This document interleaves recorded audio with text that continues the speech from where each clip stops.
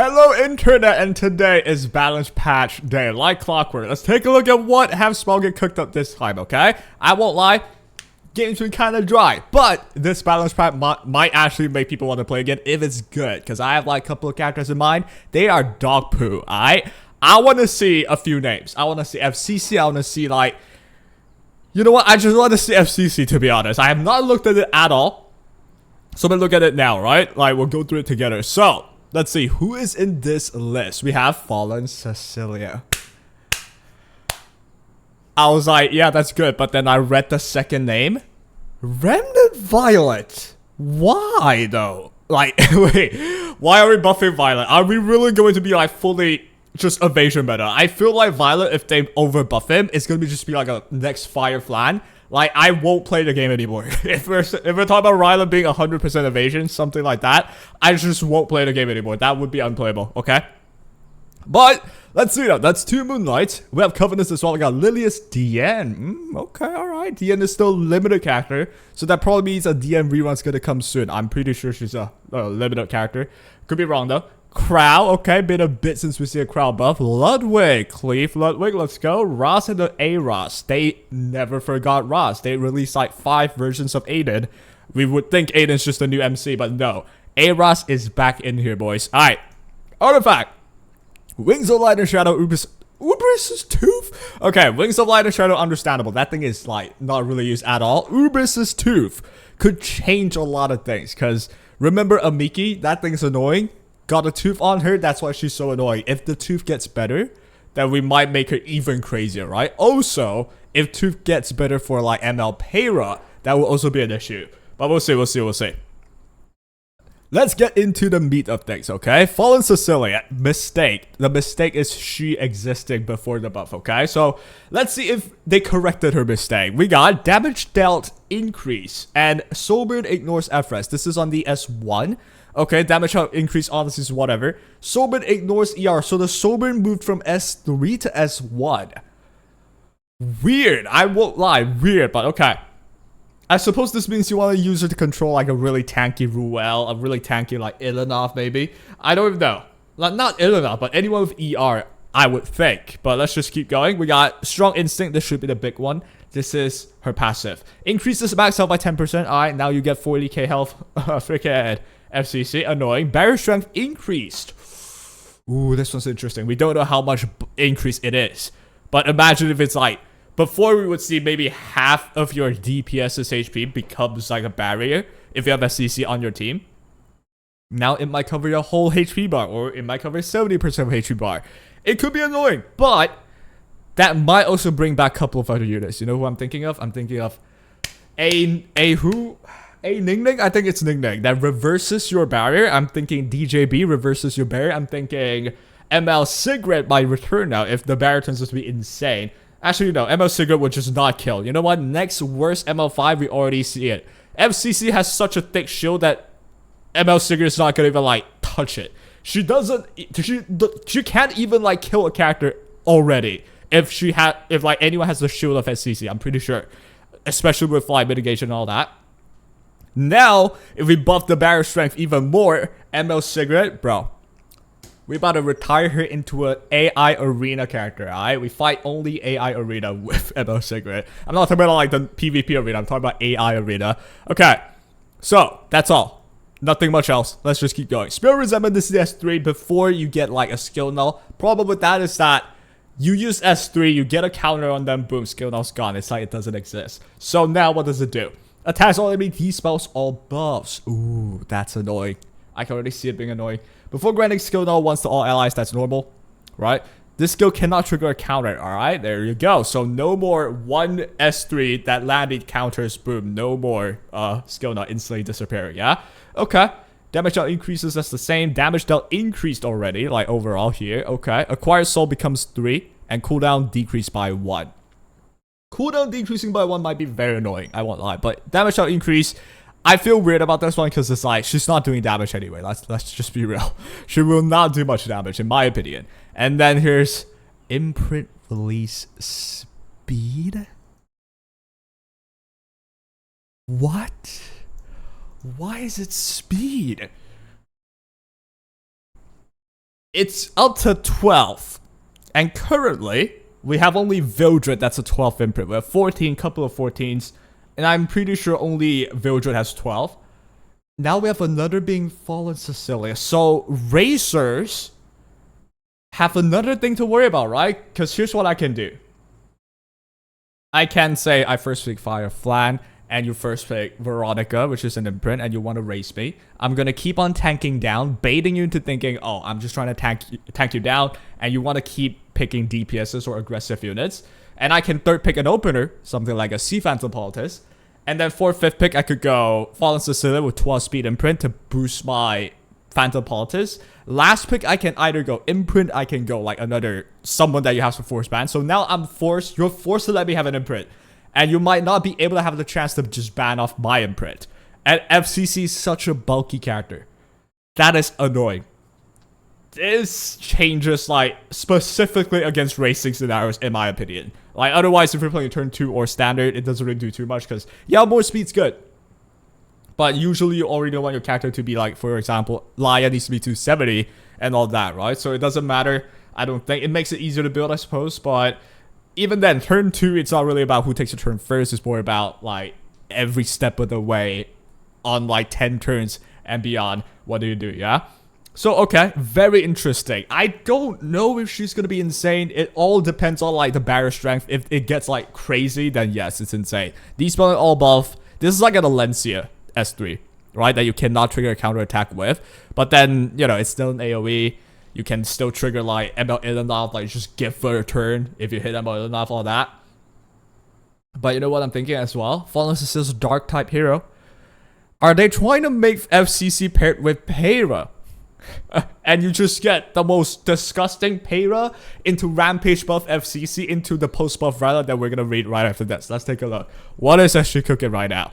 Remnant Violet, Massacre. This is the S3. I'm gonna read the Awakened one.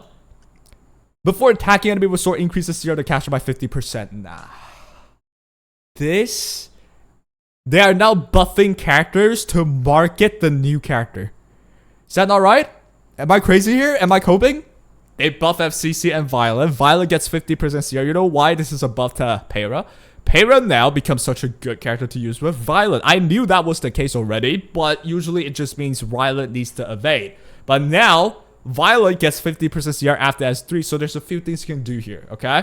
You can do Peyra, Rampage. Violet takes their turn, S3, instantly taking another turn because you have Swift Attack through Peyra, and then S1 again. I don't know why you would want to do that, because that means your Rampage buff gets, like, decreased by 2. That's also kind of stupid. I don't know. It's kind of weird. But there is, like, the synergy that you get what I mean, yeah? You can S3 or S1 into S3, something like that. It's like a Sid. It's not as strong as a Sid, though, for sure. But I would think, you know, it's not as strong. Damage out increase. Ooh. And cooldown decreased. That means, you know what you can do? You can use S3, take another turn. That cooldown goes from 4 to 3. Right, as you take the other turn. And if you soulmate S1, if you draft with a book, boom, 2 more turns you can use Massacre again. If they miss you with the last turn of Rampage twice, you can take the last turn S1 again, boom, you get Massacre. Take another turn because Peyra cycles you quickly, boom, you get another Massacre later. Wow, okay. I feel like Remnant Violet Peyra is going to be a thing.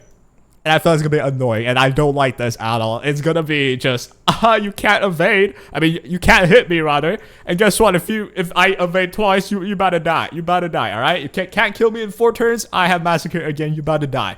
It might get annoying, but we'll have to see. I certainly think there are counterplays for sure. ML Peyra, after I played a bit more in RTA, there's certainly counterplays to her. It's not like it's just unbeatable, but with Violet and FCC, though, like, how are you going to deal with that? Speed imprint on FCC for, you know who? For Peyra to outspeed you. Violet to just nuke one out. And if I can't nuke one out, you get evasion. 90% evasion. Plus, you get freaking the thick-ass shield. Plus, you get Rampage evasion. So it's like, yeah, I mentioned evasion. Plus, you get Violet just nuking S3, taking it into an S1 again. I don't know.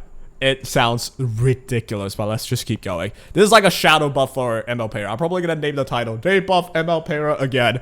You know, YouTube and that.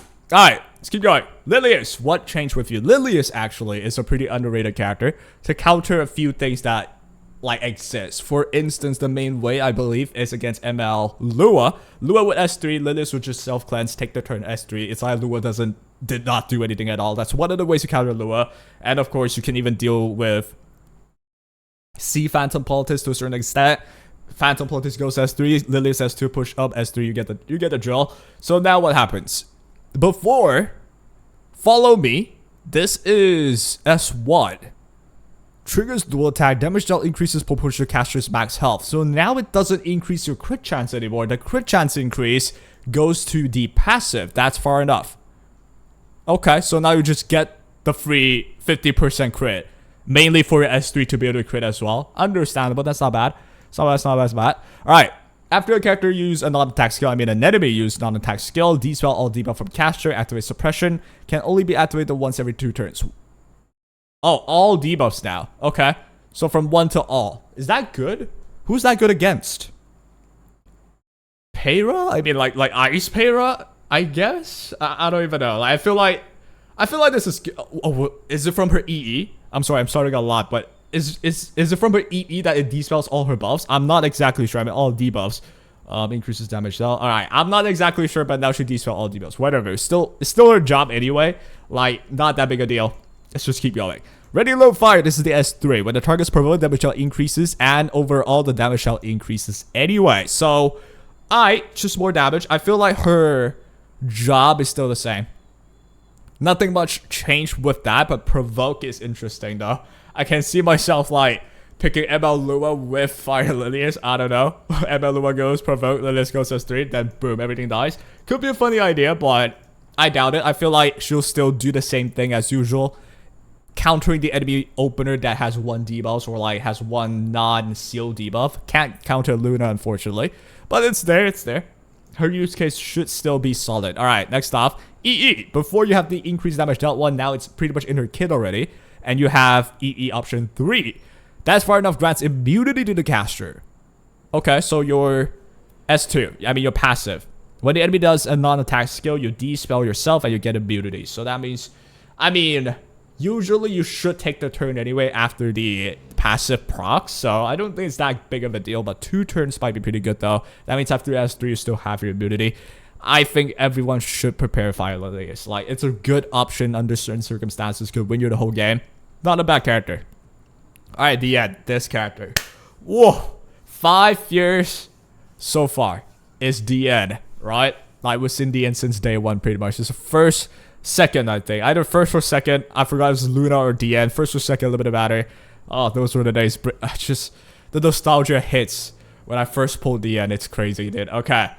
What happened to you? So, I won't lie, right now DN's like, oh, outdated. Hella outdated. So now what do you have? Blessing of the Goddess. With Blessing of the Goddess grants increased attack and a barrier to all allies. This is the S2. But now it doesn't dispel. It doesn't dispel. Whoa. Okay, it probably moved somewhere else. We have Saint's Prayer. This one's the S3. We'll read the Awakened version, right?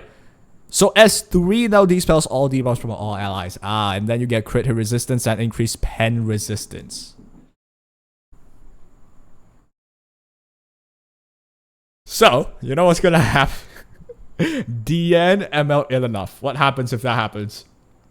Can you stack it? I think you can stack it. I don't remember it being impossible to stack it, like pen resistance, yeah? So what happens if I ill enough DN? Do I not just kill myself? Nah, we about to hit brick walls. The meta is gonna turn into evading with Violet and Para, cycling with Para, using S3 with FCC to get freaking skill nully back with barrier, thick as hell. And then the enemy end's gonna have DN plus ML ill enough. What do I do? There's nothing you can do. Now, ML freaking... Who's her face? ML Huayang. ML Huayang can't even kick ML ill enough anymore. 100% you can't. With increased pen resistance, right? Like, if it stacks up to... I think it's 80. I think it's 30 on ill enough only and 80 with the end. Is that right? I don't know. But I don't love this. Oh my god. Let me know what you think.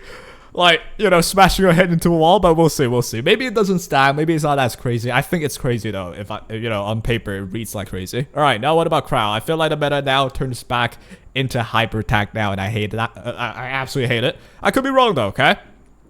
Let's see what Crow does now. So, summon Siegfried, this is the S3.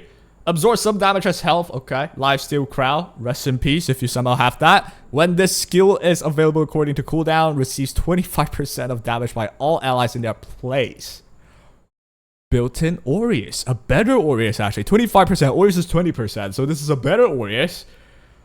Oh my god, I don't want to fight this! I don't want to fight this! You know what's going to happen? What's going to happen? Crow, Carmen, Emil Ilanov, plus whoever else is going to be what I have to cleave. You know who is... Yo, Albedo Crow. Uninstall cleavers. Alright, Albedo Crow, uninstall. It's over for you. There's nothing you can do. I'm pretty sure Albedo and Crow... Albedo, like, reduces damage taken. Crow has a built-in Aureus, and you can add something else as well. Like, whatever. S1 has Provoke, I could put Elbrus on there. Why the hell not? I could put... whatever artifact that also like mitigates, I don't know. I can't think of anything in my mind, but it probably exists. But yeah, hate this. I absolutely hate this. What? Soulburn decreases. Oh, I read increases. I'm sorry. I was like, nah, you're on crack for that. Okay, Soulburn decreases damage by the hits all enemies. Okay, still crazy. It's like it's basically a free to play ML Senya, but decreases damage depending on how much less. Right, because it's according to the damage loss, I mean the health loss. If I'm like 1 HP, I have 30k health, and I just Soulburn, do I not just nuke like 25k still on everybody? That is annoying. Holy shit, that's annoying. Okay, we'll keep going. There's something wrong with her EE as well. Now it decreases cooldown by 1 turn. Alright, before how many turns is it? I remember it being quite a lot. But... oh my god. So here's what's gonna happen. Crow will like be on the field for a long time. Soulburn S3 hits everybody, heals back up, and then you have 1 turn less cooldown for Siegfried, so you can potentially do it again. You know what the meta is gonna be? ML Crow, Albedo, ML Ilanov, and wait. I feel like that thing could actually beat everything. You just have to wait long enough. Oh my god, how do you even cleave? I think cleave is dead. For real? Cleave is already not like winning a lot, because the best win rate, the best drafts are all turn 2s, so like somewhat aggressive but still on like the mid-range speed. It's not just hyper tank down. Like it's ML plus fire flange shit like that. But now it might change. Oh my god, this might change. And this counters fire flange for like to a certain extent.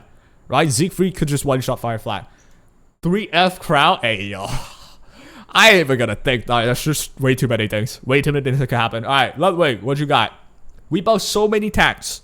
What do you have for DPSs? Moonlight Blow. Attacks the enemy with light, decreases buff duration by 1 before 100% chance to stun. Why am I reading this? Grants invincibility and increases CR by 50. Before you have to stun them to get the 50. Okay. So now it's easier to get the extra turn. Yeah, this is the S2.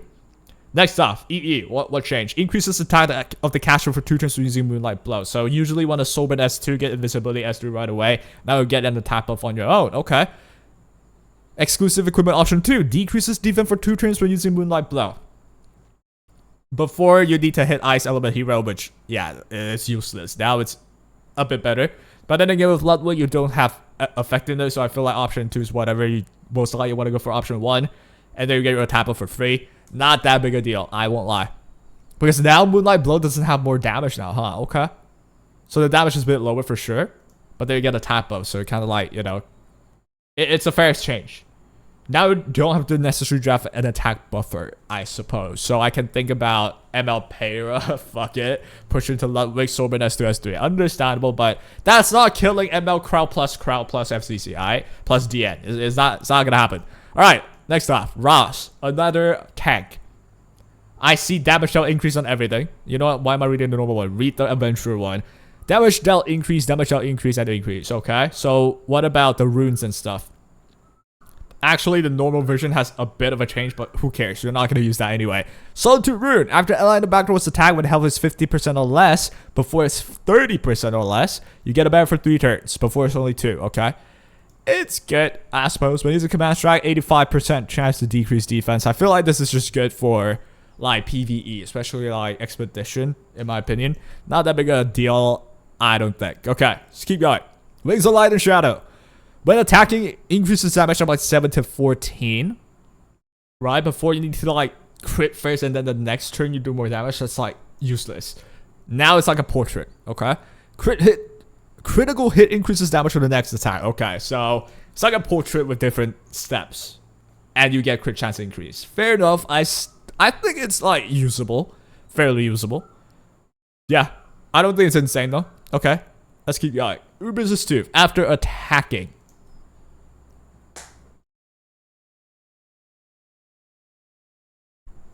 That means AoE works as well. That means this is for ML Para. It's a buff for ML Para, I'm pretty sure.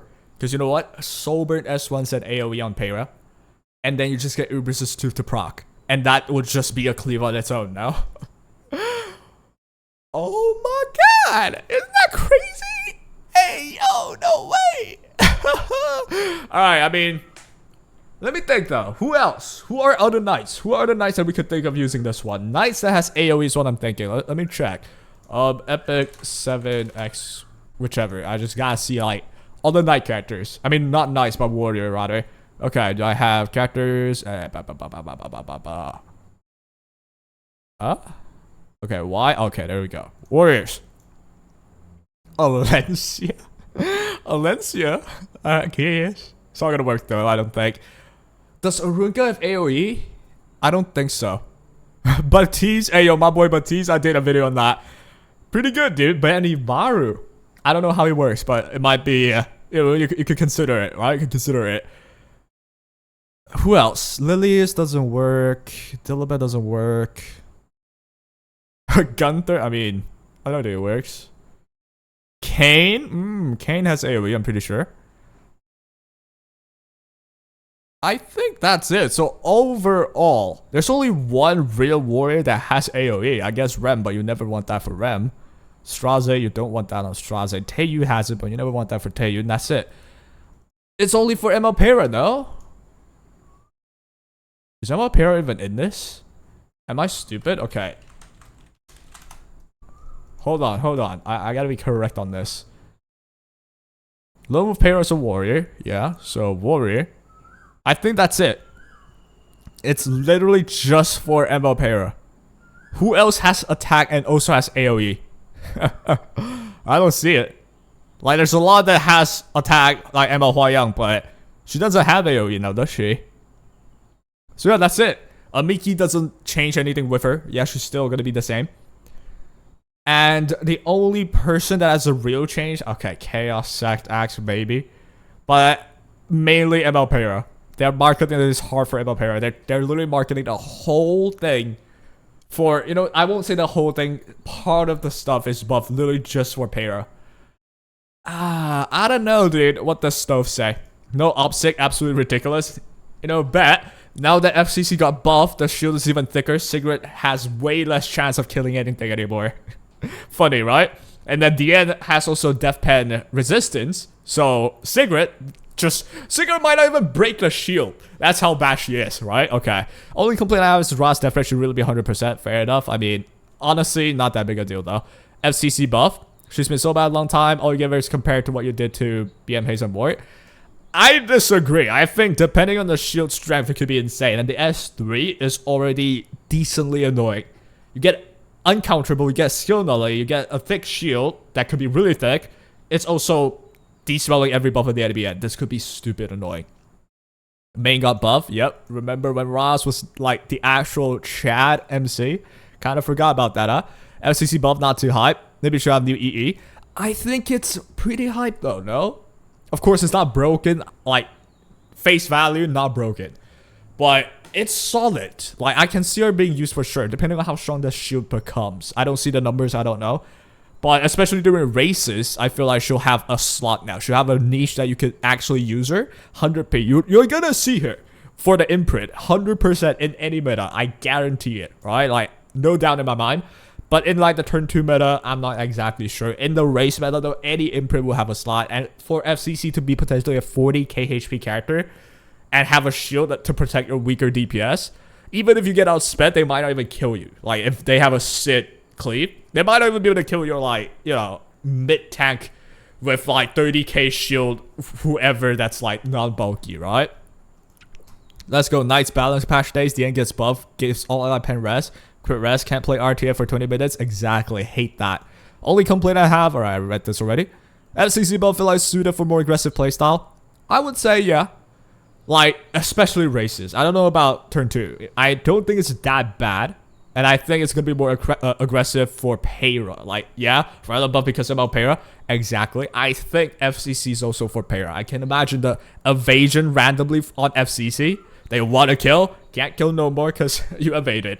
And yeah, could be annoying, right?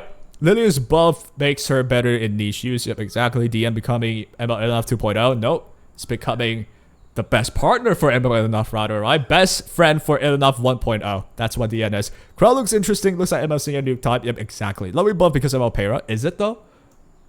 Why would it be Payra? I mean, I gave that example, but I just, you know, I didn't really like hardcore say that's just going to be the case. I feel like Ludwig's still just going to be an issue. Like, I don't think he's good enough to nuke freaking Crow now. I don't think he's going to be good enough. Wings of Light, better. Don't know improve. Fair enough. Urban buff because Payra. Yep. That's how I see balance patch. Okay, balance patch. Disappointed with SCC buff not being OPSIC and not seeing OPSIC. Now let's wait for the update. What players were cooked. At least on Stove, people are saying it's disappointing on FCC. I would say hold your horses, depending on the shield strength, okay? The shield strength being insane, dude, it might be stupid, okay? We'll see. And, you know, damage shell increases as well. She might be the best anti-cleave character slash racer. That could be so annoying to pick. Like, if her S3 can do like a solid 7k damage, that's good. One counter happening on anyone else, FCC can clean up. Or FCC can stall one character, right? Let's say you clean everything up. There's 1 or 2 characters left. FCC could clean them up on their own. That could be annoying, but we'll see. You guys did not cook with the FCC buffs. Damn, people are not happy with that. No sneaky random uses Ross buff to fill the quota. I mean, the Ross buff is just quality of life. Honestly, I feel like it should exist from the get-go, but sure. Rather, A-Ross changes looks nice. Please buff Celine. You know, Celine might be the next, like, you know, helpless ML5 currently. FCC out of waiting room, she DPS, depending on the damage, dude. We don't know. Mini ML Senya, exactly. No, OPSIC, ridiculous. Yep, OPSIC is a direct counter. No! OPSIC already doesn't kill anything, even if there's FCC. Like, I've seen FCC on Aureus. This OPSIC thinks, yo, you know what? I'm gonna kill this, like, Lermia. Boom, doesn't kill it, because FCC has Aureus. It's the funniest shit ever, dude. Tech are so dominated. How about the... How about buffs ST DPS? Single target, okay? That's no use like Luna. Nope, we are going to buff more tank Lamau, I knew it. I mean, here's the deal. Let me know what you guys think on this as well. I think there's never a way that Epic 7 can make everyone happy. 100%, like, in life you can't make anyone happy. Like, everyone happy, rather. But I also think they're trying too little. Come on, it's one balance patch. I feel like there's a lot more character that could use some change. That's what I'm thinking, because you have a whole damn like 142 to work on it. Like, you can only come up with these few characters. That doesn't make sense. I feel like make more characters. There's how many hundred of characters do we have? Like, why do we still have like single digit buff lists? We should be buffing 20 people if you want to spice up the meta that much. Okay, I feel like 20 might be too spicy. Maybe like a 15, but this is lower than 10. Come on. I feel like this is such a small balance patch. It could be way more, considering that we have that many more characters in like the whole meta, and the true meta hasn't really changed in a while. If you look at like the highest win rate characters, it's sort of the same few for a while now. We say in anti-cleave scenarios, it's always Albedo is gonna be on there. ML Luna is gonna be every time, always on there. We got ML Ilnov always on there for like months now. Who else do we have? Fire Flan, you know what? Still kind of recent, I suppose. We'll get a pass on that. Who else do we have? That's kind of it. Those are the few that see Phantom, I suppose. Ever since her release till now, still stupid insane, right? I feel like the overall meta hasn't really changed that much. You have ML Lua being released, ML Hawaiian being released, all are like good under certain scenarios, but it doesn't change the meta. I feel like I feel like we're due time. I don't want meta to change all the time, but it's due time something change, right? And even with this, I feel like the meta will still be the same. It's still going to be the same few characters, with some characters being picked in niche scenarios. And yeah, I don't know if I like that. If you want the game to be fresh, you want more changes. That's what I think. Let me know what you think. And yeah, there we go. I'm going to rate this balance patch a decent 6.5 out of 10. Alright, like there's a couple that's big. Could be too toxic though, like DN Crowd plus FCC, those tanks, like that's just so toxic. I don't want to deal with that shit, dude. Like 100%, I know. But hey, we'll see. But at least they acknowledge FCC's shit. Gave her a buff. They attempted to. At least they're listening somewhat. And yeah, that's all I can say about that. So not that insane of a patch, not that shit as well. Pretty mid. Alright, we'll let it pass. We'll let it by. And let's see what happens when these buffs get in the game. I feel like MLPera is pretty much getting shadow buff because of this. They are designing it to buff for MLPera. I don't know. I hate that, by the way. Like, come on. Are you trying to sell MLPera? Is this you trying to market Para even more? I don't know. Don't know what they're thinking, but maybe they just thought these characters needed the buff, and just so happens there's MLPera. Let's just make them related. I don't know. But standalone, though, without MLPera, they can still be used. So, hey, we'll see. We'll see. That'll be all. I think MLPera, you know, just wait. Watch the channel, watch my channel, subscribe. I will cover all this with MLPera, right? Let's see how good they are, and let's see if MLPera's value just shoots right up. Currently, I won't lie, there's not like the Exodia draft yet for MLPera. I don't see any at least. So I won't hard recommend everybody to pull her. If you're a cleaver, aggressive player, 100%, she's an option. But for everyone else, if for turn 2, she's not 100% pull for sure. But it might change now. If you're trying to go like Dark turn 2, Fallen Cecilia, Rylet, Bruiser plus MLPera with 18k health could be a thing. But hey, stay tuned for all of that. We'll cover them all. And take care.